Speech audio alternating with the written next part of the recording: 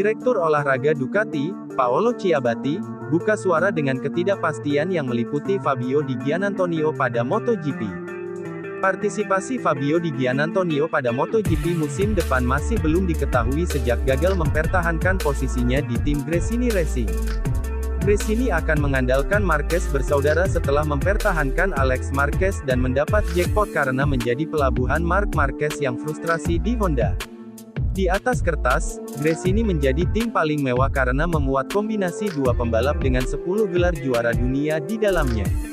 Dari sudut pandang prestasi, langkah Gresini bisa dimaklumi.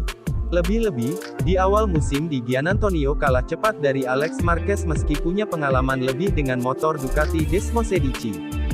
Sadar bahwa masa depannya terancam, Di Giannantonio mampu membuat respons tepat dengan menunjukkan kecepatannya. Hanya 3 hari setelah kabar perekrutan Marc Marquez diumumkan, Gresini, sosok yang akrab disapa Di Gia itu mencetak hasil terbaiknya di MotoGP. Tangis Di Gia pecah di Parc Ferme usai menyelesaikan balapan MotoGP Indonesia di urutan keempat sekaligus menjadi pembalap tim satelit terbaik dalam lomba di Mandalika. Dalam balapan berikutnya yaitu MotoGP Australia, Di Gia menaikkan daya tawar dengan mencetak podium pertamanya di kelas para raja setelah finish ketiga. Secerca harapan berada di depan Di Gia ketika dia kemudian dikait-kaitkan dengan satu kursi yang ditinggalkan Marc Marquez sendiri di Repsol Honda. Sayangnya, perjuangan Di Gia tak semulus yang dikira. Honda disebut melirik kandidat lain dan kabarnya telah mencapai kesepakatan dengan Luca Marini dari tim Muni VR46.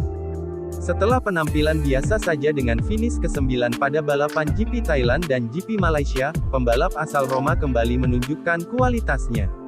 Pada seri MotoGP Qatar yang dihelat akhir pekan lalu, Di Gia tampil impresif dengan finish kedua pada sprint dan mencetak kemenangan pada balapan.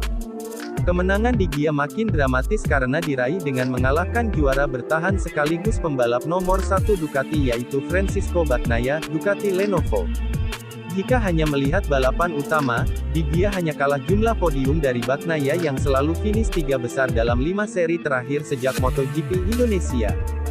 Sayangnya, hasil impresif ini masih belum memberi jaminan apapun tentang masa depannya di MotoGP.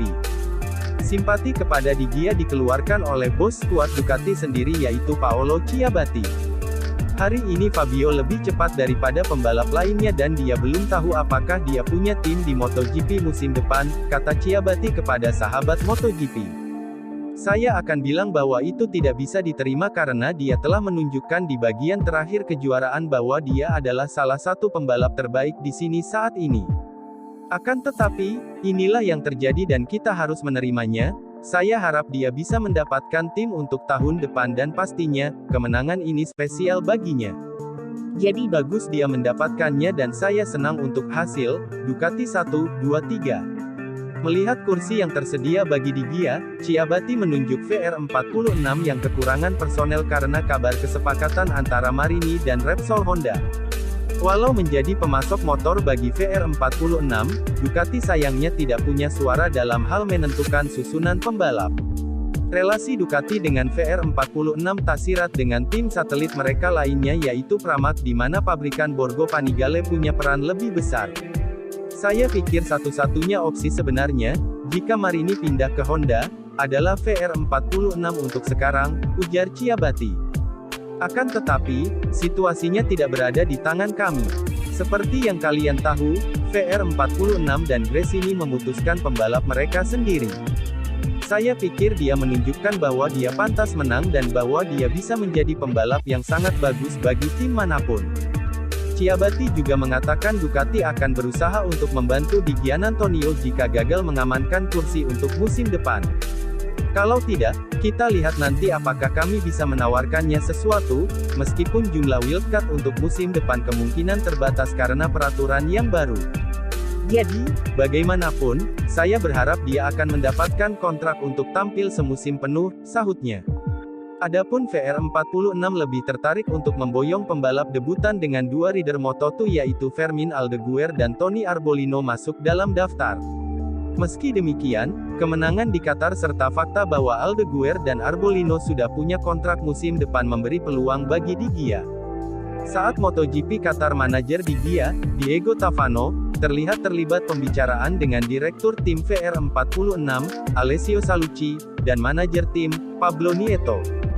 Saya akhirnya melihat titik terang setelah periode yang sulit ini, terang Tavano kepada Sky Sport Italia. Penderitaan ini tidak mudah untuk dijalani. Saya pikir sesuatu bisa muncul, Kam telah membuat pembicaraan pertama dengan VR46, saya optimistis. Pembalap Ducati Lenovo, Francisco Bagnaia tak mau terlena menghadapi seri balap terakhir MotoGP Valencia 2023. Bagnaia berada di atas angin usai seri balap ke-19 MotoGP Qatar 2023 dengan memimpin 21 poin atas pesaingnya, Jorge Martin Prima Pramac Racing. Kebiasaan tampil kurang mulus pada sprint, murid Valentino Rossi itu sekali lagi berhasil membayarnya pada balapan utama. Finish kedua sudah cukup untuk Bagnaia memperbesar gap dengan Martin yang justru merana karena cuma finish ke-10 setelah menang di sprint. Dengan keunggulan 21 poin, Bagnaia lebih berpeluang mempertahankan gelar juaranya. Bagnaia juga mampu mengatasi masalah sering terjatuh saat sedang berjuang untuk kejuaraan dunia seperti beberapa musim terakhir. Meski begitu, pembalap berusia 26 tahun itu juga harus mewaspadai beberapa hal non-teknis di luar balapan.